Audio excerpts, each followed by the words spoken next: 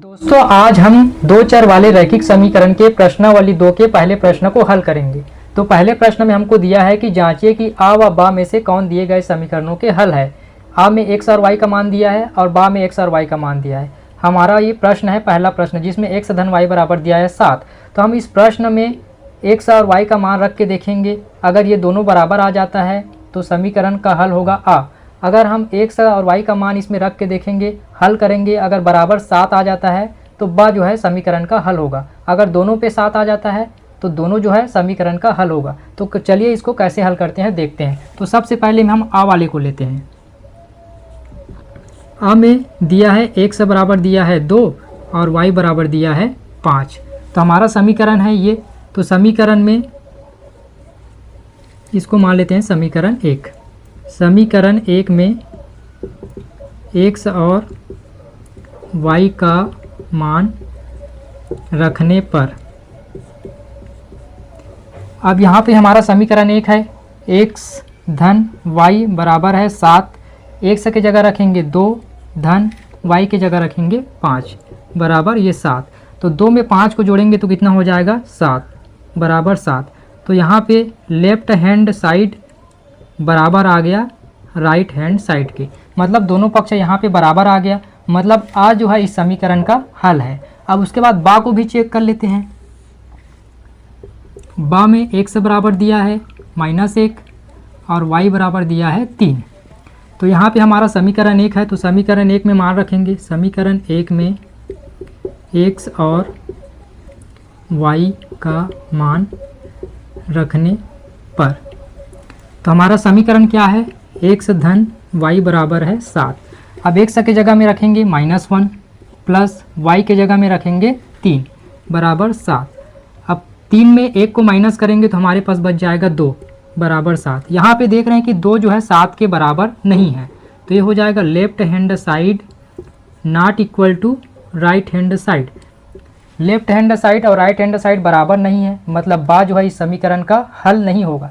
तो हमको पता चल गया कि जो दिया गया समीकरण है उसका हल क्या होगा आ। तो यहाँ पे नीचे में लिख देंगे अतः आ दिए गए समीकरण का हल होगा। इस प्रकार से इसको हल करना है। इसी प्रकार ये हमारा दूसरा प्रश्न है 2x धन 5y बराबर 13। तो हम पहले आ को चेक करेंगे, उसके बाद बा को चेक करेंगे। तो हम यहाँ पे लिख देते हैं आ में दिया है x बराबर 2 y बराबर 5। तो इसको मान लेते हैं समीकरण 1। हम यहाँ पे लिखेंगे समीकरण 1 में x और y का मान रखने पर, तो समीकरण 1 है हमारे पास 2x धन 5y बराबर 13। x की जगह में क्या रखेंगे 2 रखेंगे। तो ये हो जाएगा 2 गुना 2 धन 5 गुना y की जगह में रखना है 5 इक्वल टू 13। 2 गुना 2 करेंगे तो हो जाएगा 4 प्लस 5 गुना 5 करेंगे तो हो जाएगा 25 बराबर 13। 25 में 4 को जोड़ेंगे तो ये हो जाएगा 29 बराबर 13। यहाँ पे देख रहे हैं कि 29 जो है 13 के बराबर नहीं है, मतलब यहाँ पे left hand side not equal to right hand side, मतलब आ जो है इस समीकरण का हल नहीं होगा। अब बा को चेक करते हैं। बा में x बराबर दिया है -1 और y बराबर है 3। तो यहाँ पे लिख देंगे समीकरण 1 में x और y का मान रखने पर, तो समीकरण 1 क्या है हमारे पास 2x धन 5y बराबर 13। तो यहाँ 2 लिख देंगे गुना x की जगह रखेंगे -1 प्लस 5 है और गुना y की जगह में है 3 बराबर 13। तो यहाँ पे 2 और -1 का गुना करेंगे तो हो जाएगा -2 प्लस 5 और 3 का गुना करेंगे तो हो जाएगा 15 बराबर 13। तो यहाँ पे 15 में 2 को माइनस करेंगे तो हो जाएगा 13। तो 13 बराबर 13 आ गया।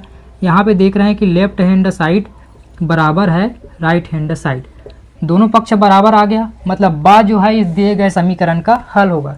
तो यहाँ पे नीचे में लिख देंगे अतः बा दिए गए समीकरण का हल होगा। ये हमारा आंसर हो जाएगा। इसी प्रकार हमारा तीसरा प्रश्न है 2x ऋण 3y बराबर -11। इसको मान लेते हैं समीकरण 1। तो इसको हल करेंगे। तो हल में सबसे पहले आ को देखते हैं। आ में क्या है, x बराबर है 2 और y बराबर है 5। तो यहाँ पे लिख देंगे कि समीकरण 1 में x और y का मान रखने पर, तो समीकरण 1 है हमारा ये क्या है, 2x ऋण 3y बराबर -11। यहाँ पे x के जगह में रखेंगे 2 तो हो जाएगा 2 गुना 2 माइनस ये 3, और y के जगह में रखेंगे 5 तो गुना 5 बराबर -11। 2 और 2 का गुना करेंगे तो हो जाएगा 4, माइनस 5 और 3 का गुना करेंगे तो हो जाएगा 15 बराबर -11। उसके बाद -15 में 4 को जोड़ेंगे तो हो जाएगा -11 बराबर -11। यहाँ पर देख रहे हैं दोनों साइड बराबर है, इधर भी -11 है, इधर भी -11 है, मतलब लेफ्ट हैंड साइड बराबर है राइट हैंड साइड। इसका मतलब जो है आ जो है इस दिए गए समीकरण का हल है। अब बा को भी चेक कर लेते हैं। बा में देखते हैं x बराबर है -1 और y बराबर है 3। तो हम क्या करेंगे, समीकरण 1 में x और y का मान रखने पर, समीकरण 1 में x और y का मान रखेंगे तो समीकरण 1 क्या है हमारा, 2x माइनस 3y बराबर -11। तो ये हो जाएगा 2 गुना x के जगह में रखेंगे -1 और ये -3 गुना y के जगह में रखेंगे 3 बराबर है -11। 2 और -1 का गुना करेंगे तो हो जाएगा -2, -3 और 3 का गुना करेंगे तो हो जाएगा 3 तिया 9 बराबर -11। -2 और -9 अगर दोनों माइनस है तो चिन्ह हमारा आ जाएगा माइनस और अंक जो है जुड़ जाएगा। तो 9 में 2 को जोड़ेंगे तो हो जाएगा 11 बराबर -11। यहाँ भी लेफ्ट हैंड साइड और राइट हैंड साइड दोनों बराबर है, तो यहाँ पे लिख देंगे लेफ्ट हैंड साइड बराबर है राइट हैंड साइड के। तो यहाँ पर देख रहे हैं कि बा भी इस दिए गए समीकरण का क्या है, हल है, क्योंकि ये भी बराबर आ गया, और आ भी दिए गए समीकरण का हल है क्योंकि ये भी बराबर आ गया।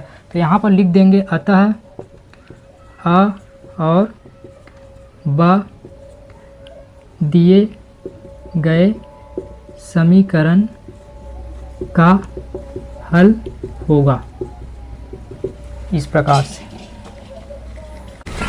इसी प्रकार हमारा चौथा प्रश्न है 5x धन 3y बराबर 4। इसको मान लेते हैं समीकरण 1। तो सबसे पहले आ को देखेंगे, हल में लिखेंगे आ में क्या है, x बराबर है 2 और y बराबर है 5। तो हम क्या करेंगे, समीकरण 1 में x और y का मान रखने पर, तो समीकरण 1 है हमारे पास 5x धन 3y बराबर 4। तो ये 5 हो गया, गुना x के जगह में क्या रखना है, 2 रखना है, प्लस 3 गुना y के जगह में रखना है 5 बराबर ये 4। तो 5 में 2 का गुना 10 हो गया, 3 में 5 का गुना 15 हो गया बराबर ये 4। 10 में 15 को जोड़ेंगे तो आ जाएगा 25 बराबर 4। यहाँ पर देख रहे हैं कि 25 और 4 जो है बराबर नहीं आया, तो यहाँ पर आ गया left hand side not equal to right hand side, मतलब जो आ है ये हमारा आ जो है दिए गए समीकरण का हल नहीं है। अब हम बा को चेक करते हैं। बा में है x बराबर है -1 और y बराबर है 3। तो हम क्या करेंगे, समीकरण 1 में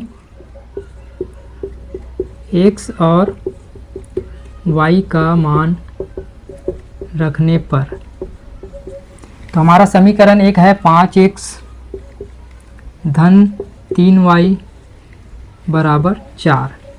तो हो जाएगा 5 गुना x के जगह में रखना है -1 प्लस 3 गुना y के जगह में रखना है 3 बराबर 4।